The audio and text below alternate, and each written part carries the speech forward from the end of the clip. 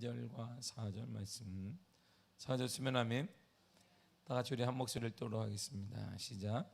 그러나 나와 함께 있는 헬라인 디도까지도 억지로 할례를 받게 하지 아니하였으니 이는 가만히 들어온 거짓 형제들 때문이라. 그들이 가만히 들어온 것은 그리스도 예수 안에서 우리가 가진 자유를 엿보고 우리를 종으로 삼고자 함이로되. 아멘. 기도하겠습니다. 조현희 박선민 그리고 작정금 남선미 드렸습니다. 하나님 감사드립니다. 기간을 정하고 때를 정하여서 간절히 기도하는 믿음의 기도가 있습니다. 주님 만져주시고 하나님의 거룩한 치유의 은혜를 허락하여 주옵소서. 간절히 소원합니다. 하나님, 오직 하나님만이 가능하다는 그러한 믿음 허락하여 주옵소서. 세상도 되고 하나님도 된다는 그러한 뜨겁지도 차지도 않은 믿음이 아니라 오직 하나님만이 가능하다는 그런 확신을 허락하여 주사 내 믿음대로 될지어다. 이러한 믿음의 역사가 일어나게 하여 주옵소서. 오늘 이 아침에도 우리에게 단잠 허락하시고 하루를 하나님의 말씀과 시작할 수 있는 은혜 주심을 감사드립니다. 말씀이 곧 하나님이신데 하나님과 더불어 평생 살아가는 귀한 삶을 우리에게 허락하여 주옵소서. 예수님의 이름으로 기도했습니다. 아멘. 갈라디아서는 지금 우리에게 참된 복음이 무엇인지를 계속하여 지금까지 반복하고 있습니다. 복음이란 우리가 마가복음 1장 1절에서 얘기하는 이 내용이 바로 복음입니다. 다 같이 한번 읽도록 하겠습니다. 시작. 하나님의 아들 예수 그리스도의 복음의 시작이라. 아멘. 자, 하나님의 아들 예수 그리스도가 복음이에요. 복음은 굿뉴스 유앙겔리온이라고 하는데 이것은 바로 예수 그리스도로부터 시작되는 것이 바로 복음입니다. 예수 그리스도를 믿음으로 구원의 길이 열리고 예수 그리스도를 믿음으로 치유가 되어지고 예수 그리스도를 믿음으로 앞날이 열려지게 되고 예수 그리스도를 믿기 전과 믿음의 인생이 딱 나누어져요.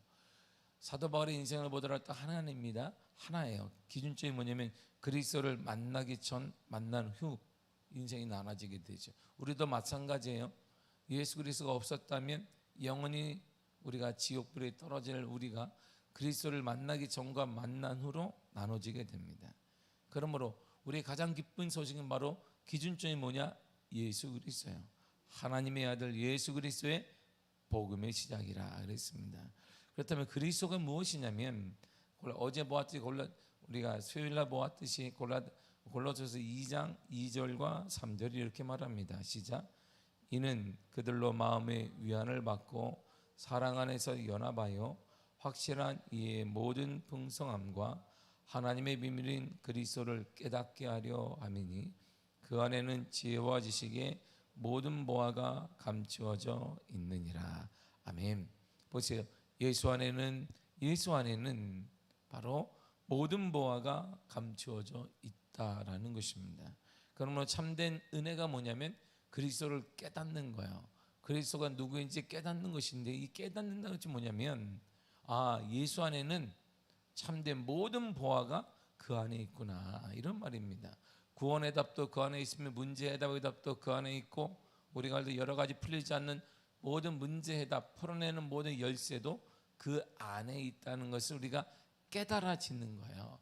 끄덕끄덕 그렇구나 남들이 얘기하는 그것이 아니라 내가 깨닫게 되는 거예요. 내 스스로가 느끼게 되는 거예요. 내 스스로가 체험하게 되는 거예요. 예수 안에는 모든 보화가 모든 문제 해답이 거기 있구나라고 내가 그냥 남들이 얘기하니까 그런가 보다 종이화된 문자화되어 있으니까 그런가 보다가 아니라 깨닫고 체험하게 되고 알게 된다는 거예요. 그래야 확신이 생기기 때문입니다. 모든 것이 그리스도 안에 있습니다. 이것을 믿는 것이 복음을 믿는 것이고 그리스도 안에 인생의 답이 있다고 믿는 사람이 참된 복음적인 사람이에요.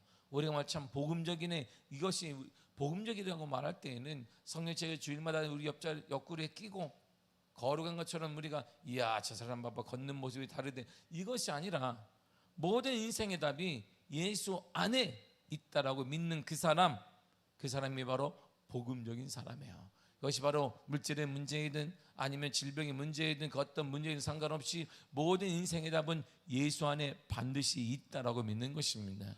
지금도 시대가 아무리 발달했다 하나 그러나 인생의 답은 여전히 하나님 안에 하나님의 아들이신 그리스도 안에 있다라고 믿는 것, 바로 이 사람을 누구라고 말하냐면 복음적인 그리스도인이다라고 말하게 되는 것입니다. 그런데 다른 복음을 전하는 무리들이 있었다라고 사도 바울이 얘기해요. 3절을 다 같이 읽도록 하겠습니다. 시작.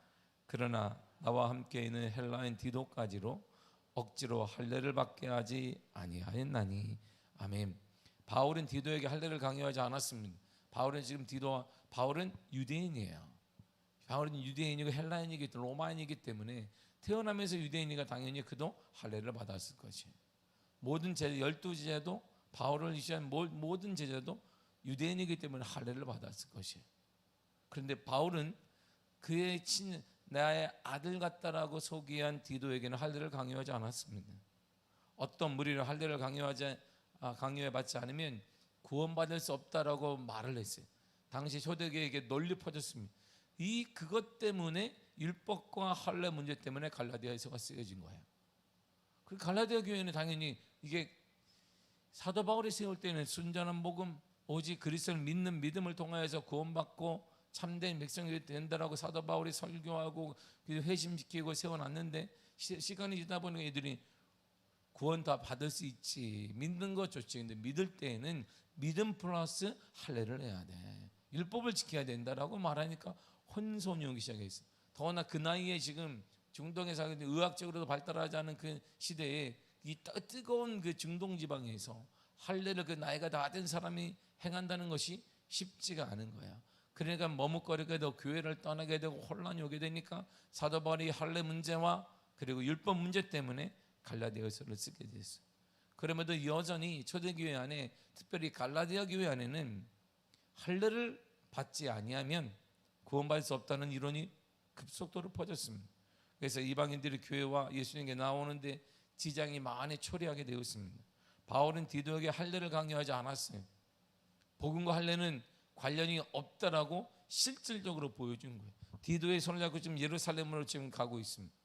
디도는 태어나 처음으로 예루살렘으로 가게 되고 사도 바울은 두 번째 예루살렘을 방문하게. 디도를 자기가 잡고 손잡고 갔던 이유는 뭐냐면 복음과 할례는 무관하다고 모든 사람들에게 보여주는 것이. 할례를 받지 않아도 신실한 믿음의 사람, 할례를 받지 않아도 신실한 믿음의 목회자가 될 수 있다는 사실을 디도를 통해 보여주기를 원했습니다. 당시 안디옥 교회 사정 또한 크게 다르지 않았어요. 그러니까 이방 교회들이 지금 다 혼란을 겪고 있어요. 안디옥 교회 사정을 사도행전이 이렇게 보여주고 있습니다. 사도행전 14장 27절과 8절이에요. 시작. 그들이 이르러 교회를 모아 하나님이 함께 행하신 모든 일과 이방인들에게 믿음의 문을 여신 것을 보시고 제자들과 함께 오래 있으니라. 아멘. 보세요. 안디옥 교회를 통해 지금 이방인들에게 문이 활짝 열렸어요. 안디옥 교회를 통하여서 이방인에게 닫혀있던 복음의 문이 통로처럼 활짝 열렸습니다. 이들은 제자들과 함께 머물며 주의 말씀을 듣고 배우고 따랐습니다. 얼마나 기분이 좋겠어요. 우리에게도 유대인들이 개와 돼지처럼 여겼는데 우리는 사마리아인보다 더 못된, 우리를 더 흉악범처럼 여겼는데 이제 우리가 살 길이 열렸구나. 복음의 길 우리에게도 열리게 되었구나. 그래서 그들은 제자들이 너무나 좋았던 거예요. 그 복음을 전하는 제자들이 너무나 감격스러워져서 그들과 함께 머물며 먹고 배우고 훈련하고 그러한 시간을 계속 보내고 있었습니다. 그러나 유대로부터 내려온 유대인 그리스도인들이 거기다 찬물을 쫙 건져버렸어요. 안디옥 교회를 향해 유대에서부터 넘어온 유대인 그리스도인들이 찬물을 이렇게 건졌습니다. 사도행전 15장 1절과 2절이에요. 시작. 어떤 사람들이 유대로부터 내려와서 형제들을 가르치되 너희가 모세의 법대로 할례를 받지 아니하면 능히 구원을 받지 못하리라 하니 바울 및 바나바와 그들 사이에 적지 아니한 다툼과 변론이 일어난지라. 아멘. 보세요. 유대인 그리스도인이 유대로부터 왔어요. 그리고 이들을 가르쳤어요. 복을 먼저 들었잖아요. 복음이 바로 예루살렘부터 먼저 들었기 때문에 이들이 복을 먼저 들었어요. 그러니까 이들을 가르치기 시작했습니다. 뭐라 가르쳤냐면, 근데 모세의 법대로 할례를 받지 않으면, 안디옥 교인들아 잘 들어라, 모세의 법대로 할례를 받지 않으면 당신들 구원받을 수가 없다. 그래, 이 말을 들으니까 다시 안디옥 교인들로 머뭇거리는 거예요. 사도 바울은 그러지 않았는데, 우리의 선생인 사도 바울은 오직 믿음으로 말미암아 구원을 받을 수 있다라고 했는데, 이건 아니네. 믿음 플러스 믿음이 있거든 할례에 따라, 모세의 율법에 따라 할례를 받으라. 그러니까 다 생각을 해보세요. 갈라디아 교인들이나 또한 우리가 알다시피 안디옥 교인들은 나이가 많아요. 다 장성했단 말이에요. 남자들이 장성한 사람들에게 할례를 행한다. 의료기술을 발달한 마취제가 있는 것도 아닌데 그게 쉽지가 않은 거예요. 이거 어떻게 할례를 받지? 그러니까 유대인들이 뿐만 아니라 당시 이방인들이 점점 교회를 멀리하게 될 수밖에 없어요. 나는 예수를 믿기를 원하지만, 나는 교회 다니기를 원하지만 할례 때문에 교회를 다닐 수 없습니다. 할례 때문에 예수를 믿을 수가 없습니다. 이 문제 때문에 바울과 바나바 그리고 유대로부터 내려온 그리스도인 사이에 많은 변론과 다툼과 많은 것들이 일어나게 되었습니다. 이처럼 교회 안에 유대주의자들 오직 믿음 좋지, 그러나 믿음 플러스 하나님 모세의 율법과 할례를 행하지 아니하면 구원받을 수 없다는 유대주의자들은 율법을 준수하는 것과 함께 할례를 시행하는 것이 구원의 조건이 된다라고 가르쳤습니다. 아니면 구원받을 수가 없습니다. 그러나 바울의 생각 완전히 달랐어요. 할례를 받지 않은 이방인이라도 얼마든지 참된 그리스도인이 될 수가 있다. 디도를 보아라. 수많은 사람들을 보세요. 사도 바울이 가는 곳곳마다 이방인 선교를 세울, 이방인 선교의 핵심 도시를 가서 이들을 회심시키고 첫 번째 한 일이 교회를 세우는 거예요. 그리스도의 복음을 전하는 사명과 목회자 직분까지도 이들은 훌륭하게 감당할 수 있다라고 사도 바울은 역설하며, 이 역설을 위해서 이들에게 확신을 얻기 위해 예루살렘을 방문한 거야. 보아라, 당신들이 사도들 아니냐? 당신들은 모두 유대인이지만 할례를 받았겠지만, 그러나 할례를 받지 않은 이방인들도 훌륭한 목회자, 훌륭한 그리스도인이 될 수 있으니 보라는 것입니다. 복음, 좋은 소식은 인간의 모습을 이렇게 얘기해요. 인간은요, 정확히 복음이 짚어줍니다. 인간은 이런 존재예요 라고 정확히 직시해요. 내가 어떤 존재인지 정확히 알지 못하게 되면 복음이 왜 좋은 소식인지 몰라요. 로마서 3장 10절은 이렇게 말해요. 시작. 기록된 바 의인은 없나니 하나도 없으며. 아멘. 이게 우리 인간의 모습이에요. 인간은 의롭지 않습니다. 의로운 것처럼 보이지만 의롭지 않습니다. 우리가 의롭다라고 할 때는 절대적인 거예요. 상대평가, 내가 그보다 나은데 의롭게, 그게 아니란 말입니다.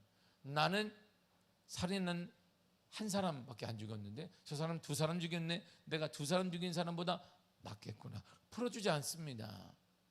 다치게 하거나 죽이거나 10사람 죽인 사람보다 나는 낫겠지, 그건 어리석은 거예요. 그냥 죄인이에요. 그냥 그도 감옥 갈 사람입니다. 우리가 그걸 지금 따지고 있는 거예요. 교회 안에서도 내가 그보다 낫잖아, 저 사람은 10사람을 해롭게 했대, 나는 2사람밖에 안 했거든. 하나님 보시기에는 똑같은 죄인이에요. 그냥 나는 좀 낫잖아, 그는 더 많은 사람을 수없이 다치게 했대, 나는 셀 수는 있어 다치게 한 사람을. 내 마음으로, 내 눈으로, 내 이 언어로 많은 사람을 다치게 하지는 않았어. 그보다는 내가 적을 거야. 상대평가가 아니에요. 하나님 보시기에 딱 이런 말입니다. 그러니까 모두가 다 인간은 죄인이에요. 의롭다 하나 죄인이에요. 돈이 많이 가진 데 위해서 공허한 거예요. 인기를 많이 가진 사람도 공허한 거예요. 왜? 다 얻게 되면 다 끝날 줄 알았어요. 인생이 내 목표대로 돈을 얻게 되면 끝날 줄 알았어요.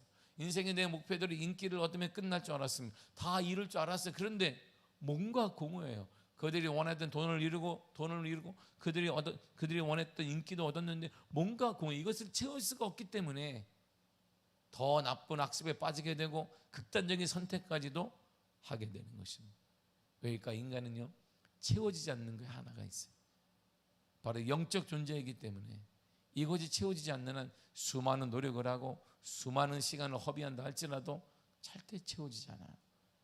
인간은 의의는 없습니다. 내가 그보다 낫건 여러분 생각이고요. 저는 그 사람보다 낫으면 이건 여러분 생각이에요.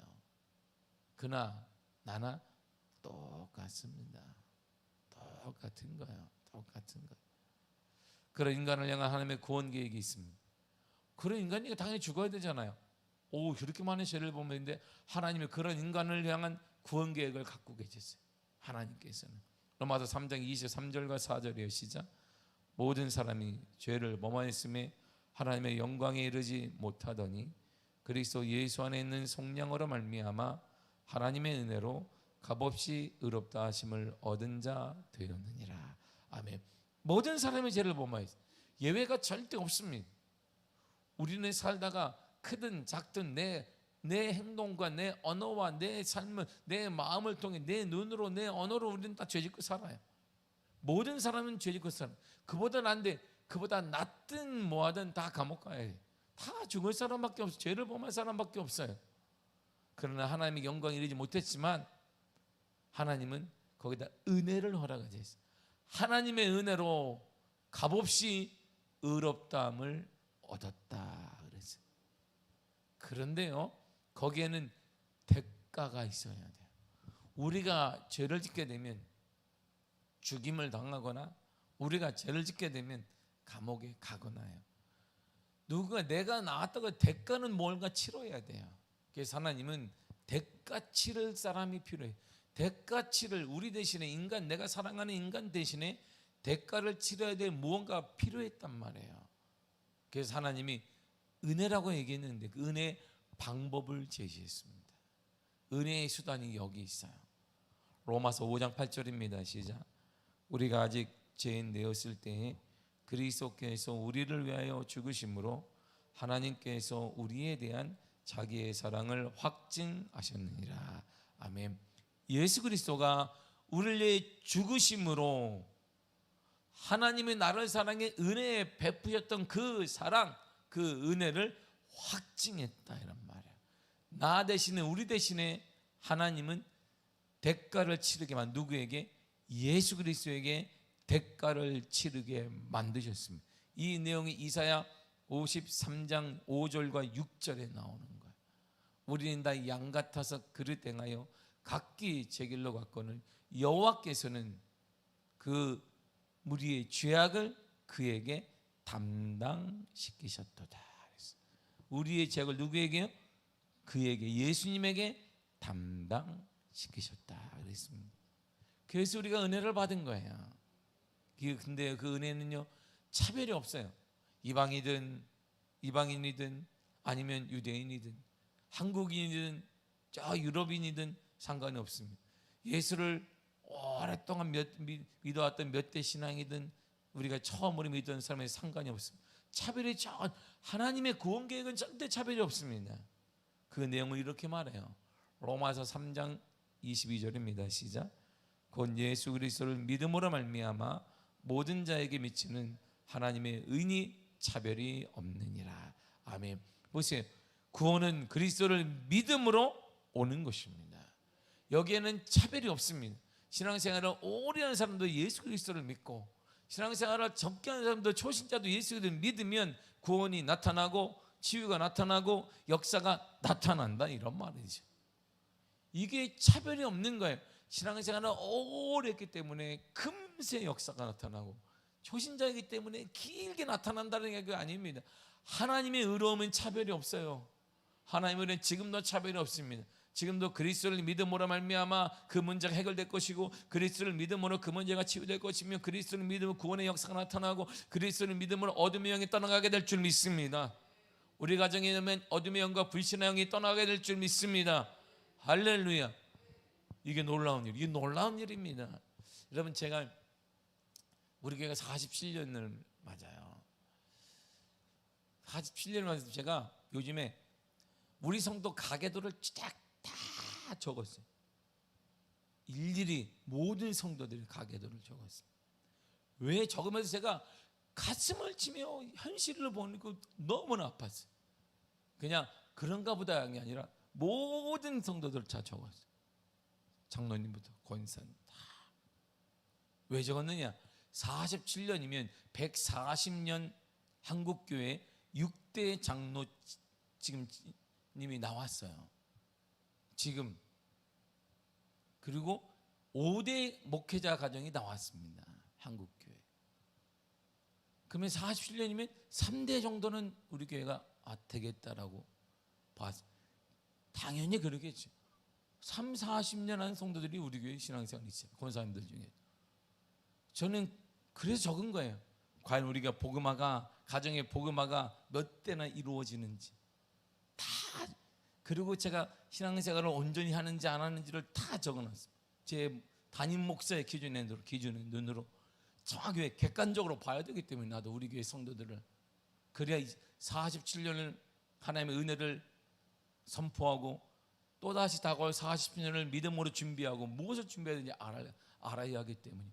그런데 이거 적으면서 마음이 너무나 아팠습니다. 막연히 들었던 것이 내가 일일이 하나 적어가면서, 그리고 담임 목사의 기준으로 내가 하나하나 성신앙에서 어떻게 하고 있는지 자녀들이 다 적어가면서 내가 손이 벌벌벌 떨렸어요. 이게 우리 교회 현실이었구나. 이것이 심은 대로 거두는 게 바로 이것이요. 목회자에서 늘상 하는 얘기가 있습니다. 제가 목회자 모임에 미자립 교회도 그렇고, 그리고 목회자들 기도회 모임에 제가 회장으로 있는데, 목회자 기도회 모임이 지금 29년이 됐어요. 그 모임에 제가 회장이에요. 근데 이렇게 말을 해요. 그때 몰랐지요. 서로 이렇게. 그때는 너무나 힘들었지요. 우리가 전사 때에는. 그렇죠.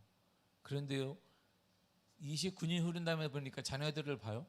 자녀들이 다 사회 곳곳에 자리를 다 하나 잡아가요. 헛된 게 아무것도 없지요. 이렇게 얘기해요. 거기에 목회자도 있고, 미자립계 목회자도 있고, 자례자 목회자도 있고, 선교사도 있어요. 이분들이 하나처럼 얘기하는 게 있어요.